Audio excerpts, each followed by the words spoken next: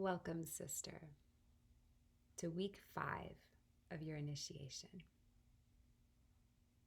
The art of ritual.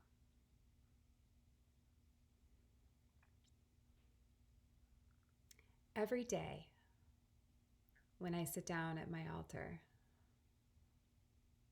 whether I'm bringing my grief, my overwhelm, my gratitude, my rage, my prayers, every time I light this Palo Santo. And at this point in my life, when I sit in front of the altar, I feel an energetic shift. When I light the Palo Santo, the flicker of the lighter, the first smells of the smoke, the feel of the wood in my hands causes a subtle energetic shift. This shift awakens my senses. It gives me an automatic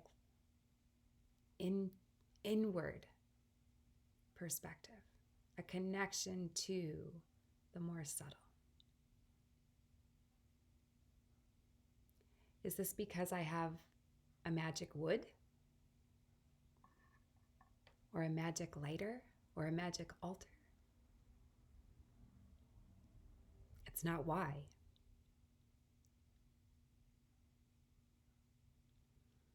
By bringing my intention, my awareness, my care to these acts day after day,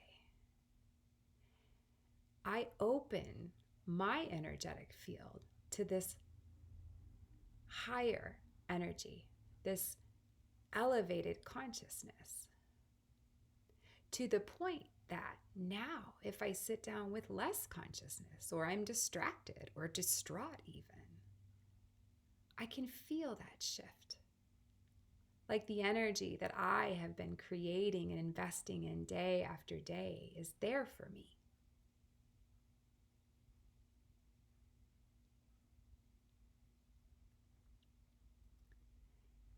The truth is, we human beings are ritual beings. We are beings that perform ritual constantly, no matter where we live, what our background is, what we value or believe.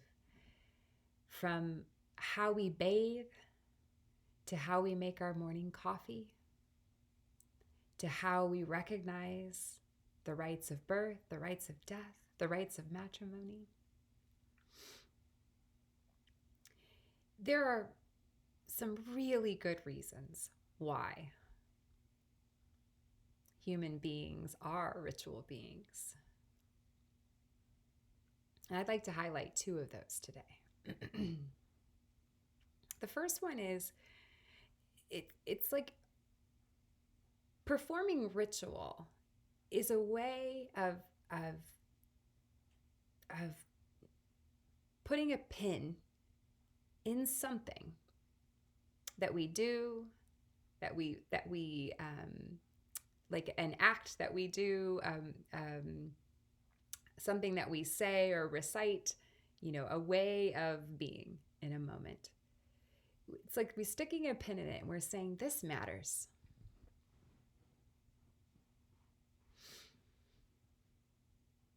Now, if you've ever participated in philosophical discussions, you know that gathering from lots of different traditions, one thing that is agreed upon is that the ultimate question that lives inside human beings, whether they're conscious of it or not, is, what are we doing here?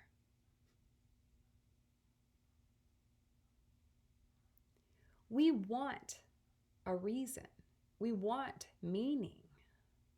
We want to matter. We want our life to have purpose.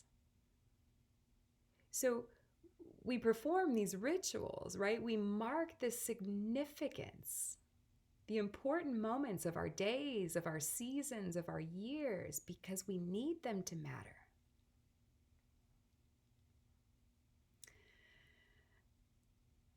The second reason I'd like to highlight is that rituals ground us in an otherwise chaotic, overwhelming, frightening, disappointing life. It's like to stabilize, to ground into an otherwise mostly unreliable, unpredictable existence. We choose these rituals. And, that's kind of a lovely way to say it. Another spin on that would be that our ego, right, wants to be in control. Our natural instinct is to survive, and historically speaking, evolutionarily speaking, the more that we had a sense of control, where is my food coming from, right? How will I sleep? Where are my people? How will we protect ourselves, right? How will we have shelter from the weather? It's like the more that we controlled, the more likely we were to survive. And so we have this innate wish to be in control in an otherwise potentially uncontrolled environment. So we perform rituals to have some sense of control or a sense of creative ownership, right? To feel like we have a hand in this life. Right? We have some sort of power here. So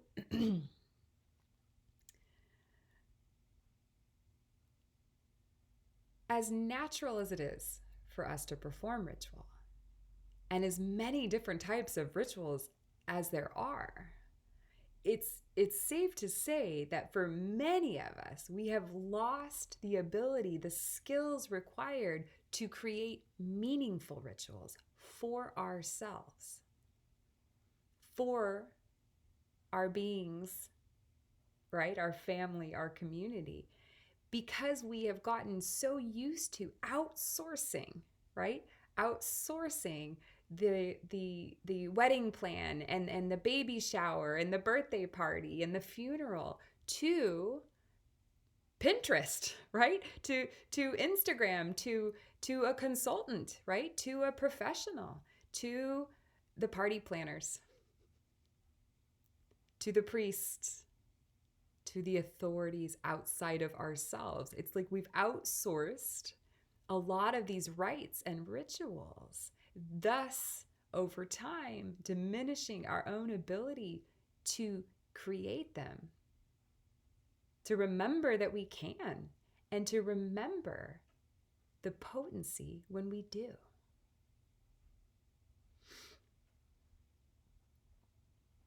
So for the sake of our conversations here this week in Red 10 Initiation, I wanted to discern, well, anything can be a ritual. From brushing your hair to making that coffee. There is a difference between any old ritual and what we will call, just for the sake of shared language, sacred ritual. Sacred ritual is when we orient ourselves to the sacred in our actions. That could be the sacred within. That could be, I'm drawing from my infinite well. I'm drawing from my inner goddess. I'm drawing from my inner artist or creator. It can be another source, another creator. It could be Mother Earth, Father Sky, the planet Venus, right? We are orienting ourselves to the sacred. So Another way to say this is we are moving from the mundane to the spiritual. We are taking that which is not yet realized and creating clarity around it.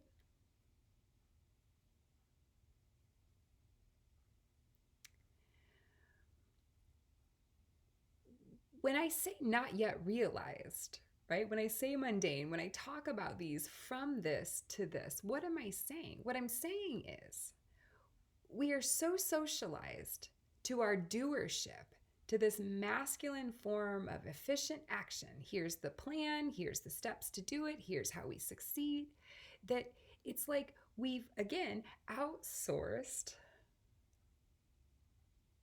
our ability to know in the moment, to draw from other sources of knowing besides the plan, besides the steps, the to-do, the how-to, the instructions. Often leaving us feeling lost or disempowered when we don't have those things available. So we resource. This week, we practice this. We do rituals for so many reasons. Sometimes rituals are for fun. Sometimes rituals are they're about transformation. They're about bringing about change. Some rituals are about connection, connecting inside, connecting with people, connecting with source, whatever that is for you.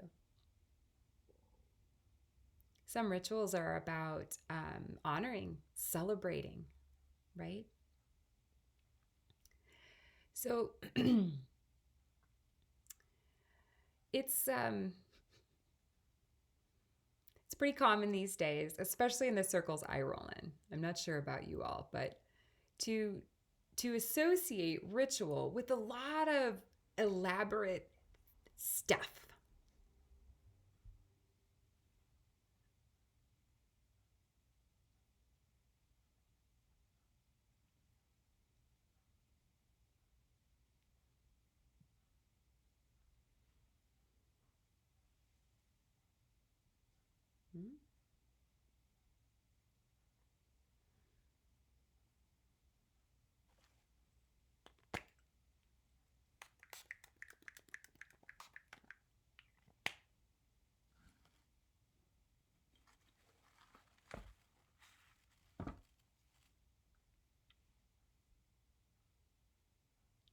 The stuff, the bells and whistles of the ritual world.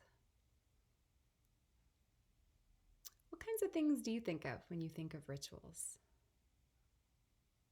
I'm picturing that thing the priest used to swing that when he would burn the frankincense during church when I was growing up. I think about dipping heads in water, the baptism, the waters. I think about the powwows, the indigenous ceremonies that I've been invited to over the years. The ornate costumes, the drumming, right? The tobacco, the music. What do you think of?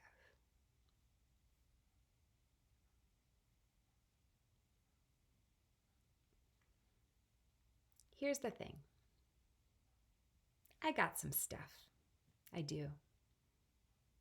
And as long as that stuff helps me connect to the sacred, I welcome it. I will even pursue it. Most of these items have over time found me. So if you find yourself being like, well, I can't do rituals. I don't have an altar. I don't have these crystals. I don't have these things, or I don't want these things, right? So there's an aversion there.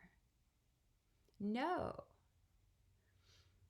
That ritual begins in our relationship to any of this.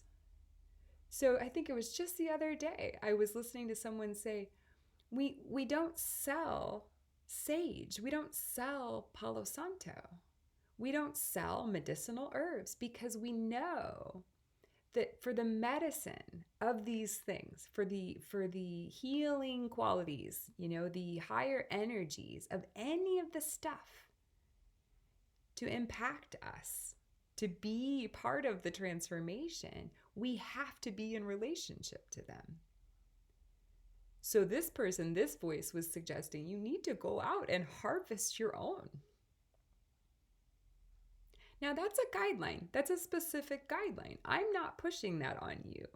All I'm suggesting is the potency around our direct, unfiltered, unobstructed relationship to any aspect of our ritual. And here's an impression I'd really like to leave with you. The only thing that you need to bring more sacred ritual into your day, into your life, is yourself and an openness to the sacred. Period. That's all you need. So, why are we talking about ritual? When I invited you all into the tent for this initiation, my understanding was that we have relationships here to develop, to nurture, and to grow. First and foremost with ourself and our source. And when that is intact, when we are energizing those relationships, we can also do that with others. We can facilitate from that place. We can guide others into the same principle. So, as I've said before, and you will hear me say again, this doesn't mean a circle under the moonlight. This doesn't mean a service in a church. This doesn't mean a specific rite of passage that you've already heard about.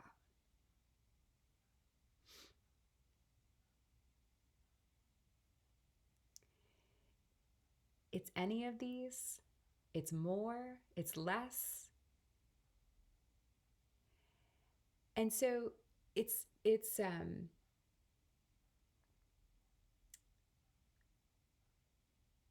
the connection we forge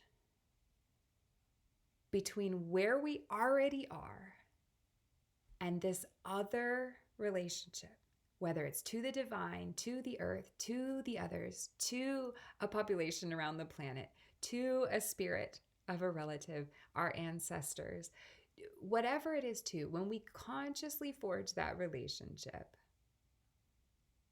in our rituals, they are enlivened, they are energized in a way that we can't do with our mind. We can't do by autopilot, right? Unconscious action, right? Just think about the difference between the meal that you eat when you're on the phone and you're looking at the computer and the kids are talking to you and there's music and TV in the background versus the meal that's treated like a ceremony or a ritual, right? From how the table is set to the environment that's created, to the food that is prepared, to the prayers that are offered. Think about the differences in your own experience. You might take a moment to embody those differences. Picture yourself unconsciously eating. Close your eyes, embody that experience. What does that feel like? What is happening there? And then, alternatively, pick a more ritualized eating experience. Close your eyes and embody that. Do you notice any difference?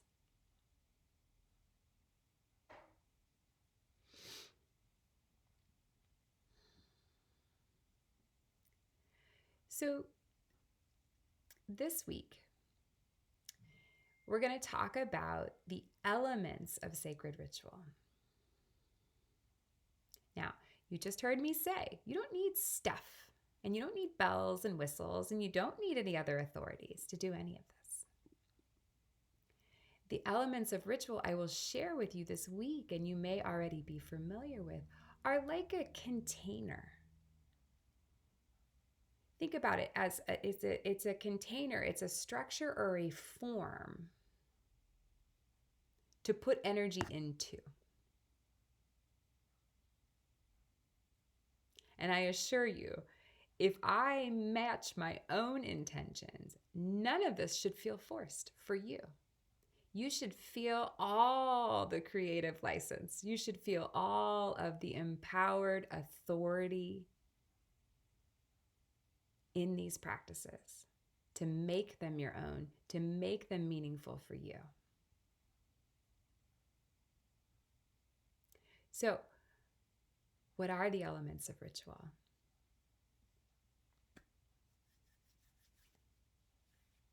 Intention. Intention. We talked about it a lot in week 1. Revisit your notes, revisit that concept. The first step in creating a meaningful sacred ritual is to decide what your ritual is about. Ritual has also been described as mindfulness in action. What are you bringing into mindful awareness? Maybe it's you're pissed. Maybe it's that you're overwhelmed with gratitude. Maybe it's that you feel a need. What is your ritual about? Intention. Number 2, the second element of ritual is to open the ritual. Maybe you light a candle. Maybe you spray a room spray. Maybe you sit in a certain place. Maybe you go outside to a specific tree or a specific lake or bench. Maybe you speak an opening. My circle is now open, right? My ritual is now open. Number 3, the third element is invocation, okay? So invocation is that specific act of orienting ourselves to the sacred. So again, whether it's Mother Earth, whether it's your inner self, whether it's the goddess or God or the cosmos or the universe or the divine plan, whatever it is, how do you invite, welcome, make space for this other so that you can be in relationship to it? The fourth element of ritual, we'll just call it the body. That's the action. That's the practice. That's the offering. That's the thing you do. The next element is a intentional integration moment. So we do, and then we give ourselves time to receive, to integrate, to digest, to share. It's like when you are nourishing the body through eating, right? Have you ever heard anyone say, if you jump right into action, or you quickly go for a walk, or you just distract yourself and do something else really quickly, it actually slows down the body's digestive process. Whereas if we sit quietly and we imagine the food transforming inside our bodies and nourishing our cells and going to where it is needed, or even just sitting quietly and thinking of nothing, our digestive process is more efficient. It's subtle and it's real. And lastly, we have a closing. a closing of the sacred container. Maybe it's a bow of gratitude. Maybe it's a thanks. Maybe it's a shout out to something. Maybe it's my ritual is now closed. You put bookends around your sacred ritual. So, quick example. I have some guidance coming in this weekend that is suggesting to me that there's some work to be done around expression. Freely expressing myself, freeing myself from the fear of what happens when I express honestly. So, to be aware of that, I might create an intention. I would like to express more courageously, more freely. This is my intention, right? Just born of a thought, born of something that's happening in my life or coming in, right? This is my intention, to speak and express more freely. Okay? So I open my ritual by sitting down in a quiet place. My invocation comes in the form of, who do I want support with? Who do I need to connect with? What do I need to make meaning here? To create something anew, to learn something new, to clarify something. And I choose the goddess for this one. I would like to draw on the goddess's strength and deep, deep inner knowing, because that is the thing that has been forgotten. And that is the thing that has allowed me to forget myself. So I invoke her, I welcome her in. And I decide that I will write down, this is the body of my ritual, I will write down every thought that comes up that keeps me from expressing freely. My fears, my worries, my doubts, I write them down. I just sit and imagine, and I ask the goddess to guide me. I ask her to illuminate the process, and I write. And I don't question myself, and I don't reread it, and I don't edit it. And I put all those pieces of paper, all of those notes into a container, and I pour water on it. Or I burn it, right? I choose water this time, and I say that because I want all of the energy of those fears to go into that water. And then to conclude the body of my ritual, will walk outside and I will pour the water, energized with my fears, back into the earth. Because I believe that energy will be transformed by a wisdom well beyond mine. That energy will go back into where it is useful again, because it's not useful preventing me from speaking my truth.